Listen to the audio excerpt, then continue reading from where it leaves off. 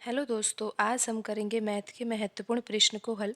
और दोस्तों, इन प्रश्नों के अभ्यास के माध्यम से आप अपनी किसी भी परीक्षा की तैयारी को बेहतर कर सकते हो। आइए दोस्तों, शुरू करते हैं आज का पहला प्रश्न। दोस्तों, यहाँ पर प्रश्न में दिया हुआ है कि 25%, 20% और 10% के क्रमिक बट्टों के समतुल्य एक अकेला बट्टा क्या होगा। तो दोस्तों, यहाँ पर क्रमिक छूट दी जा रही है। बट्टा यानी कि दोस्तों छूट। दोस्तों, आपको पता होगा कि अंकित मूल्य यानी कि छपे हुए मूल्य पर छूट दी जाती है।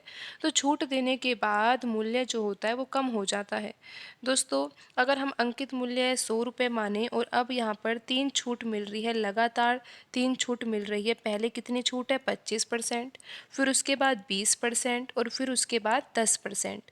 तो दोस्तों, यहाँ पर हमें ये पता लगाना है कि इन तीनों छूटों को मिलाकर एक अकेली छूट कितनी होगी। तो दोस्तों, आपको यहाँ पर डायरेक्ट ऐसे जोड़ नहीं देना कि 25 और 20 45 और 45 और 10 55%, ऐसे नहीं आएगा दोस्तों यहाँ पर आंसर। क्योंकि दोस्तों यहाँ पर क्रमिक छूट दी जा रही है, लगातार छूट दी जा रही है। तो दोस्तों पहले 25% छूट दी गई है, तो मूल्य कितना हो जाएगा? तो दोस्तों हमें यहाँ पर लिखना होगा 75/100।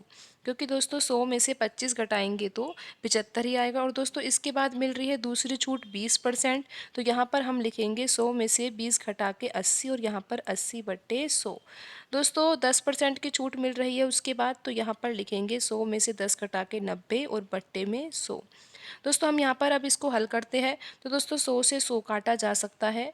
ये दो जीरो से दोस्तों ये दोनों जीरो काटी जा सकती है। 25 के पहाड़े से 75 को 3 बार काटा जा सकता है और 100 को काटा जा सकता है 4 बार। तो दोस्तों यहाँ पर अब 4 के पहाड़े से भी 8 को काटा जा सकता है 2 बार। तो दोस्तों यहाँ पर अब हमारा क्या आंसर आ रहा है? 9 का पहाड़ा 2 बार पढ़ेंगे, 9 दूनी 18 और 18 का गुणा 3 से करेंगे तो दोस्तों यहाँ पर आ जाएगा 54। तो दोस्तों अगर 100 रुपये की वस्तु है, यानी कि 100 रुपये वस्तु का अंकित मूल्य है और अंकित मूल्य पर 3 छूट लगातार दी जा रही है, पहले 25%, फिर उसके बाद 20% और फिर अंतिम में 10% छूट दी जा रही है, 3 छूटें दी जा रही है लगातार। तो उसके बाद 100 रुपये की वस्तु अब कितने रुपए की हो जाएगी? 54 रुपये की हो जाएगी। दोस्तों 100 रुपये वस्तु का क्या है? अंकित मूल्य है और इस पर 3 छूटें लगातार मिली, तो उसके बाद विक्रय मूल्य कितना हो जाएगा? यानी कि वस्तु कितने रुपए में बेची जा रही है?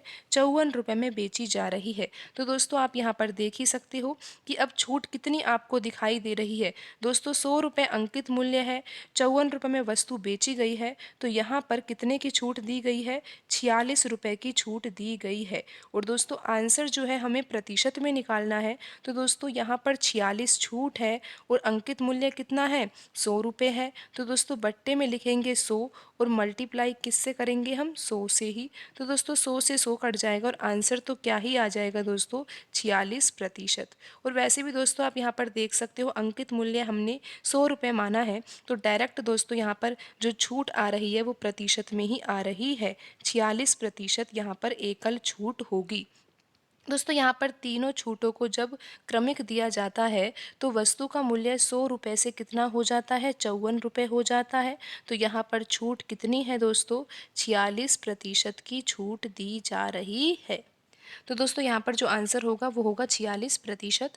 दोस्तों आज की वीडियो में इतना ही, मिलते हैं अगली वीडियो में। धन्यवाद दोस्तों।